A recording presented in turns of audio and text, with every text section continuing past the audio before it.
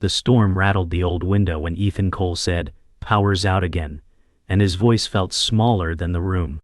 He opened the shoebox that had survived 3 moves and 1 breakup.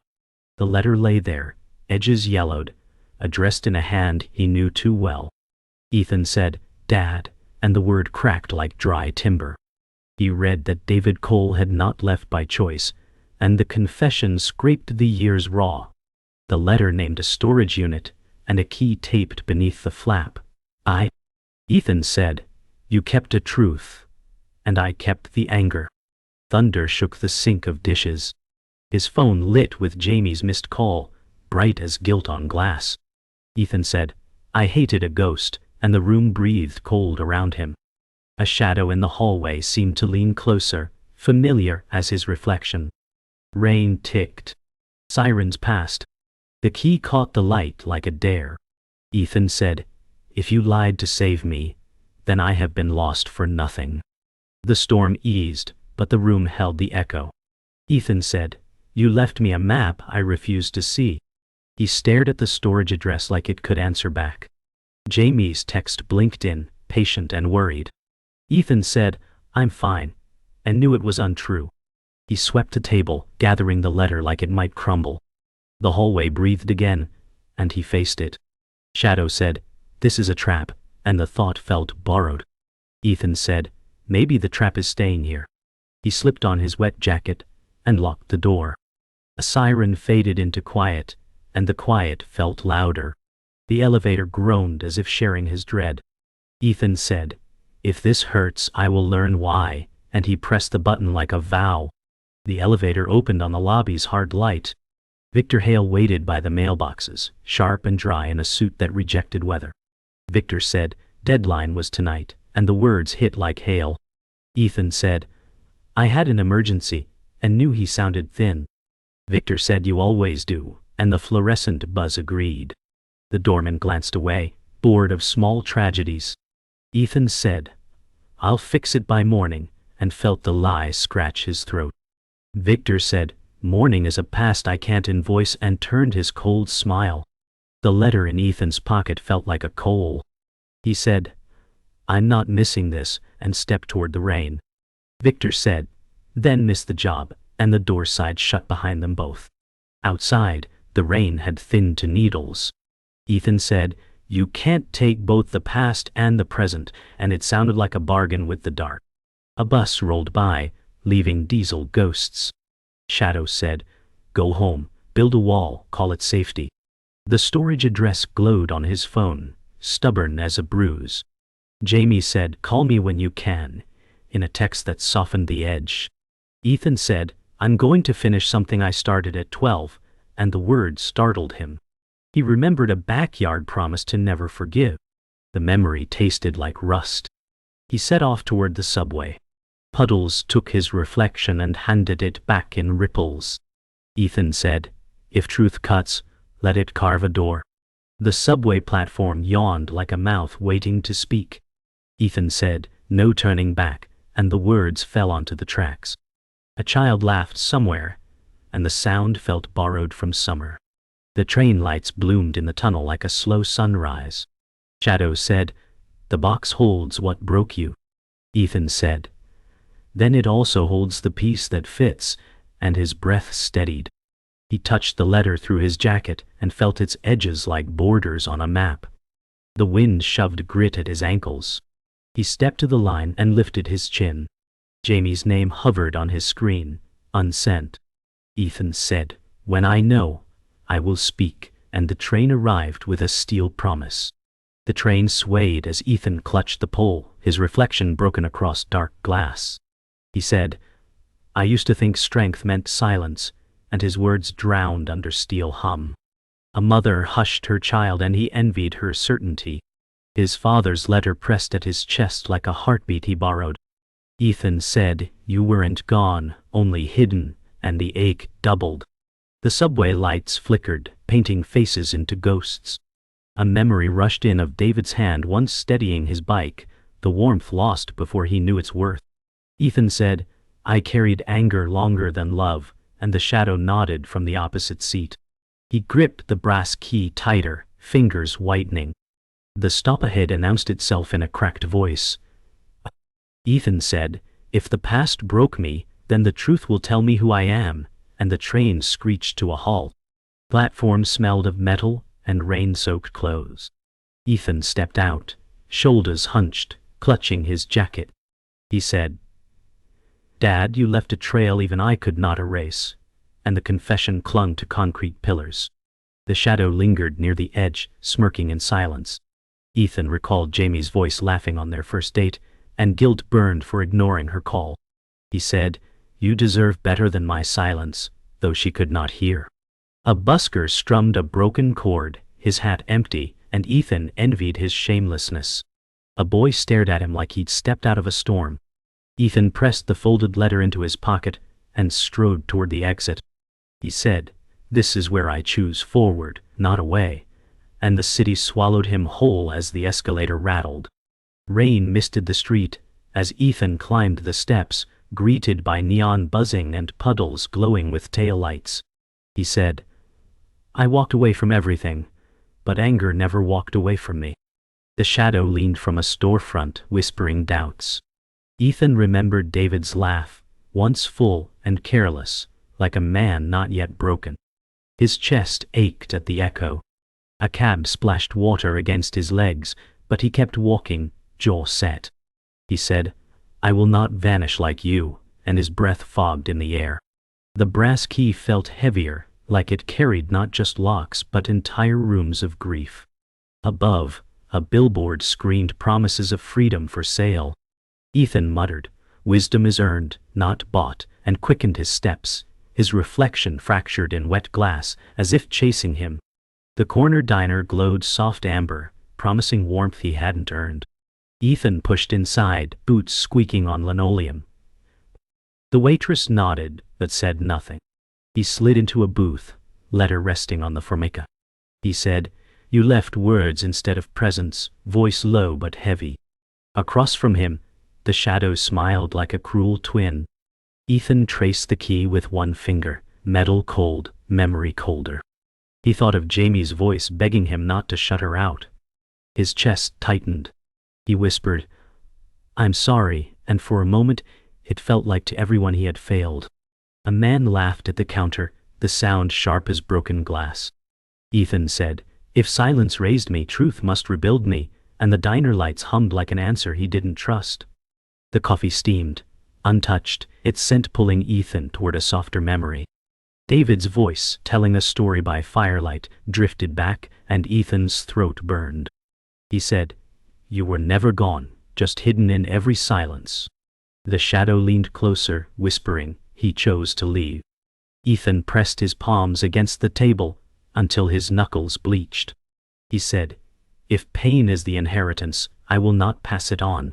His reflection shimmered in the black surface of the cup, face fractured, yet resolute. Outside, a truck rumbled, shaking glass panes, but he stayed steady. He said, "I will walk this road even if it breaks me," and the key turned under his thumb like a reminder of doors waiting. The city roared beyond the blinds, but inside, a decision was taking root. The storage facility loomed like a concrete bunker at the city's edge, fluorescent lights buzzing against drizzle. Ethan said, "If truth hides here, I'll dig it out," though his voice carried doubt. Victor Hale appeared at the gate, suit dry, umbrella sharp as a blade. Victor said, "Late again, chasing ghosts," and his eyes glinted with disdain. Ethan clutched the brass key, chest tight. He said, "This isn't your fight," but his words lacked armor. Victor said, "Every delay makes it mine," and his smirk split the rain. The shadow lingered at Ethan's shoulder, whispering failure. He stepped forward, shoes splashing in oil-dark puddles. Ethan said, "I've lived with silence. I can face your noise," and the gate creaked open as if choosing sides. The hum of lights pressed like judgment overhead. Inside, the hallway stretched long and sterile, metal doors whispering secrets. Ethan's footsteps echoed, each louder than the last. He said, "If you left this for me, Dad, I'll carry it even if it cuts." The shadow laughed low, feeding the silence. Victor followed, shoes crisp against the concrete. Victor said, "Locks are for fools who think closure comes with keys." Ethan said, "Keys open more than doors," clutching the brass tightly. A flickering bulb buzzed overhead, its light stuttering like his pulse. He remembered being 12, swearing never to forgive. He whispered, "Maybe I lied to myself first." Victor scoffed. "Truth doesn't fix bills or broken hours," his tone acid. The hallway smelled of rust and damp paper, and Ethan pressed forward. The key scraped into the lock of Unit 47, metal groaning as if resisting memory. Ethan's hand shook, but he forced it. He said, "I'll see what silence built." Voice harsh. The door rolled up, revealing boxes stacked like forgotten monuments. Dust swirled, air heavy with mildew. The shadow said, "You'll only find absence," but his heart raced. Victor leaned in, smirking. Victor said, "Worthless clutter for a worthless man," and Ethan flinched. A single wooden trunk sat centered, its brass latch waiting. Ethan's breath hitched. He whispered, "You left me this," and stepped inside. The bulb above hummed and cast him in sharp shadows, half light, half dark. Victor chuckled, but Ethan pressed his palm against the trunk. He said, "Whatever's inside, it won't bury me." The trunk creaked open, revealing letters, photographs, and a journal bound in cracked leather. Ethan's hands shook as he lifted the journal, pages whispering like fragile breath. He said, "You wrote for me," stunned by his own voice. David's handwriting sprawled across the first page, and the words blurred through Ethan's tears. The shadow sneered, "Words don't heal," they wound, and the ache in his chest deepened. Victor said, "Sentiment won't pay for tomorrow," his tone cold as steel. Ethan snapped, "Tomorrow means nothing without yesterday," gripping the journal like lifeline. He pressed it to his chest, trembling but upright. The air thickened, silence charged with memory. Ethan said, "If this is pain, I'll carry it. If this is truth, I'll learn it." The journal fell open on his lap, a line underlined in heavy ink. "Silence was my prison, not yours." Ethan read it aloud, voice breaking. The shadow hissed, "Then why did he leave?" And his heart clenched. He said, "Maybe he stayed the only way he knew." Victor scoffed, "Excuses from dead men feed nothing." Ethan snapped, "They feed me now," and slammed the trunk shut. The echo shook dust into the air. He clutched the journal, fire in his eyes. The shadow flickered weaker, retreating into the corner. Ethan whispered, "I hated you for vanishing, but maybe I feared becoming you," his voice steadier. Victor turned away, expression tight. Ethan said, "This is my fight, not yours," and stood taller, the brass key dangling like a medal. The journal's second page held a name Ethan didn't expect, Margaret Hale, and the letters blurred. He said, "Victor's family," and his pulse roared. Victor froze, face stiff as stone. Victor said, "Leave it shut," his voice trembling under control. Ethan snapped, "You already knew," and the shadow hissed approval. The page spoke of nights spent in fear, debts owed, and a brother's betrayal. Ethan said, "My father was tied to you," and anger sharpened. Victor muttered, "Your father ruined us," his smirk cracking. Ethan gripped the book like a weapon. He said, "You built my hatred on silence, and it fed your own lies." The bulb overhead flickered, shadows deepening. The trunk seemed smaller now, unable to contain its weight. Ethan whispered, "Every page rewrites me," and the words carried like thunder. Ethan flipped deeper into the journal, pages filled with apologies never sent. He said, "You wanted me to read this, not inherit your silence." A passage described Ethan's mother begging David to leave to protect them. Victor sneered, "Protection. He abandoned you," but his voice cracked at the edge. The shadow whispered, "Abandonment is truth," but Ethan felt doubt coil in its tone. He said, "He carried the blame so I could stay clean," and his throat tightened. The words spilled across pages like scars. Victor muttered, "He cost us blood and money," fists balled. Ethan answered, "He paid with love and loss," pressing his palm to the journal's spine. The light above hissed like static. He said, "This was never about leaving me. It was about saving me," and his voice cut deeper than steel. A letter slipped free, handwritten for Ethan, sealed, but never mailed. He said, "It's my name," voice breaking. The envelope trembled in his grip. Victor lunged, but Ethan pulled back, heart pounding. Victor shouted, "That's poison, not salvation," his control unraveling. The shadow hissed, "Read it, bleed with it," pushing Ethan's hand. He tore it open, words unfurling like fire. David's letter confessed he was blackmailed by Victor's family, forced into silence. Ethan said, "You caged him," voice steadying through rage. Victor snarled, "We all lost something," but shame leaked through. Ethan said, "You made me hate a man who died protecting me," and his hands steadied. The shadow faltered, dimming as the words cut free. Ethan whispered, "The lie ends here," and the journal snapped shut like a verdict. Ethan dropped to his knees, journal pressed against his chest, the letter burning in his palm. He said, "You suffered for me," his breath ragged. The shadow whispered weaker, "You'll drown in guilt," but its voice cracked. Victor slammed a fist into the wall, metal ringing like a bell. He said, "You don't know what survival cost," veins standing out. Ethan stood, shoulders square, eyes clear for the first time. He said, "I know what silence cost me, my life." Victor's stare faltered, shame flashing like lightning. Ethan opened the trunk wider, revealing family photos David had hidden.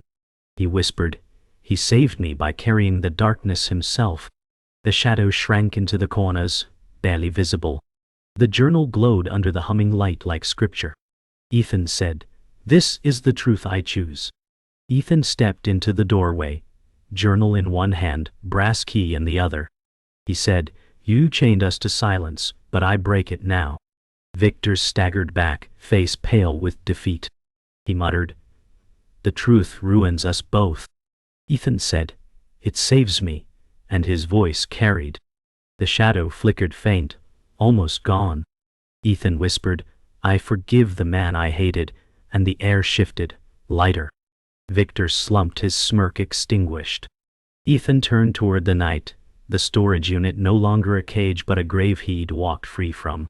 The rain outside drummed like applause, cold but cleansing. He said, "I will not live his silence," and his steps echoed with finality. The brass key swung at his side, not as a burden, but as proof of survival. The city pressed heavy as Ethan walked, rain beating him clean yet raw. He said, "I carried silence like a chain," his steps echoing under a bridge.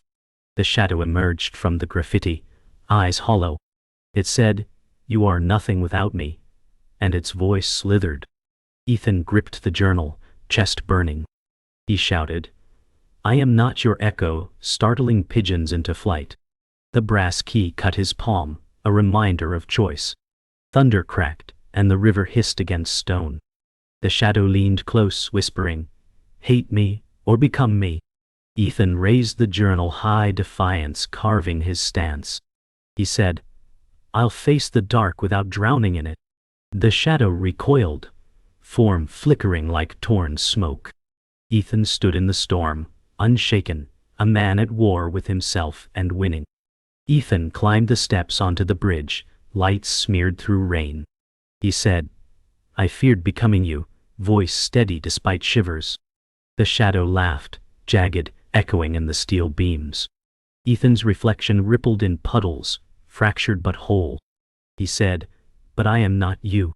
The shadow hissed, "He left you broken." Ethan gripped a railing, knuckles pale. He said, "He left me alive." Lightning split the sky, casting both in stark relief. The journal pressed to his chest. He whispered, "I forgive him, not to free him but to free myself."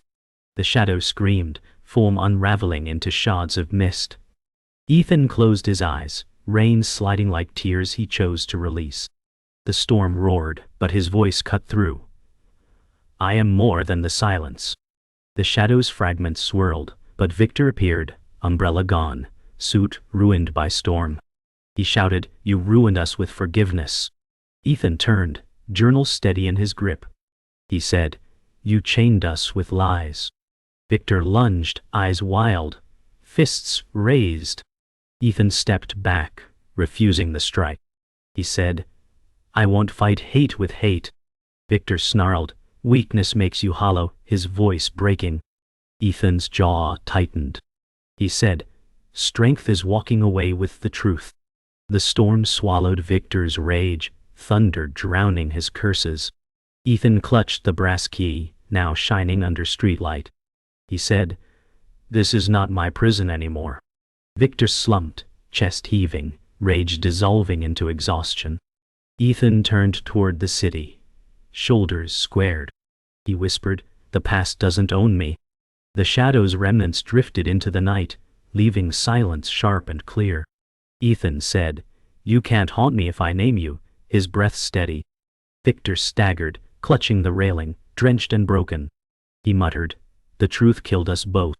Ethan's eyes softened, pity cutting through anger. He said, "The truth saves me." Victor's smirk flickered, then died. Ethan pressed the journal to his chest and stepped forward, rain washing grime away. The brass key swung freely now, light catching it like a torch. He whispered, "This is my inheritance, not silence but strength." The city lights burned brighter through the storm, guiding him forward. His steps were slow, deliberate, but filled with weight, shed at last. The storm eased, as if acknowledging his choice. The bridge stretched behind him, storm fading into quiet dawn. Ethan said, "Every chain was mine until I let go." The journal weighed steady, no longer burning but anchoring him.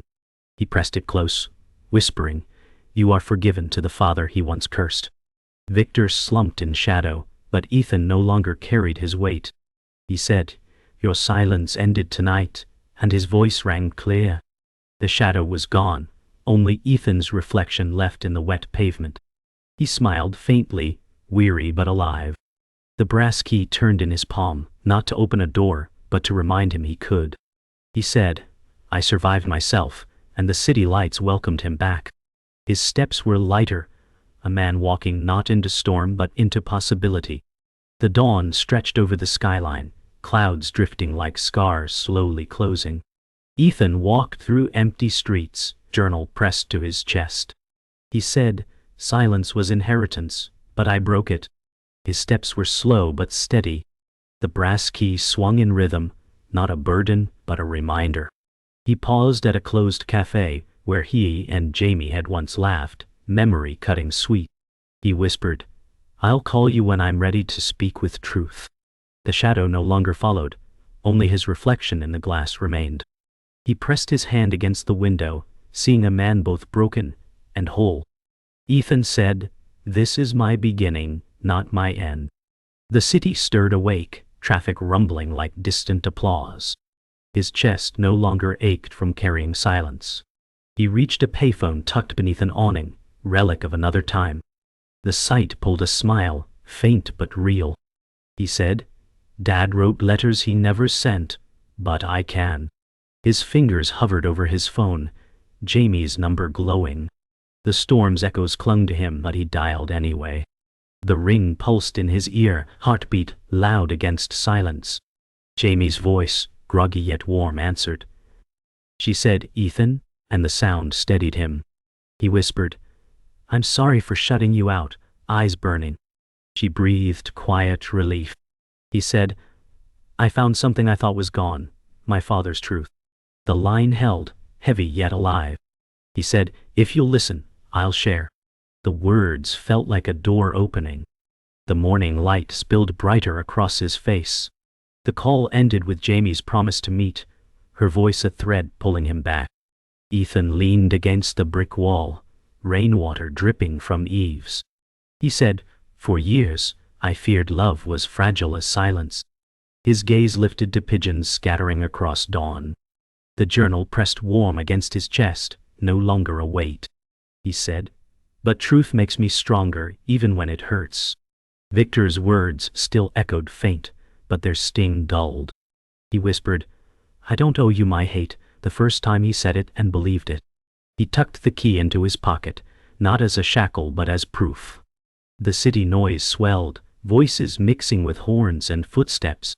Ethan stepped off the curb, carrying himself lighter. The day opened like a page. By the riverfront, Ethan stopped where the water caught morning fire. He said, "You chose silence, but I choose voice." He placed the journal carefully on the railing, pages open to wind. He whispered, "I forgive you, Dad," and the words felt final yet freeing. The shadow no longer appeared. Only his reflection danced in rippling water. He breathed deep, the scent of rain and steel filling his lungs. The brass key spun in his hand, its edges catching light like a coin of fate. He said, "I don't need doors locked anymore," and flung the key into the river. It vanished beneath ripples, gone, but not forgotten. The water carried it away as though it belonged to time, not him. His shoulders eased, spine straighter. The key was gone, but Ethan lingered, journal still at his side. He said, "The silence ends with me," and his voice rang over water. He turned, walking toward the city, dawn fully risen.